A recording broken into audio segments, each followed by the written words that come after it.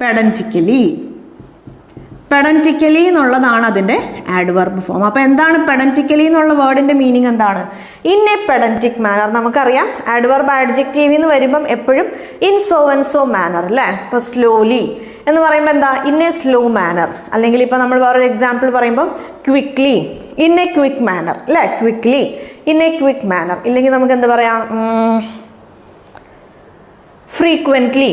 Frequently എന്ന് പറയുമ്പോൾ എന്താണ്? In a frequent manner. അങ്ങനെ നമ്മൾ ഒരു ആഡ്വർബ് ഒരു ആഡ്ജക്റ്റീവ് നിന്ന് ഡിറൈവ് ചെയ്ത് വരുമ്പം in so and so adjective manner എന്നുള്ള മീനിങ്ങിലാണ് വരുന്നത്.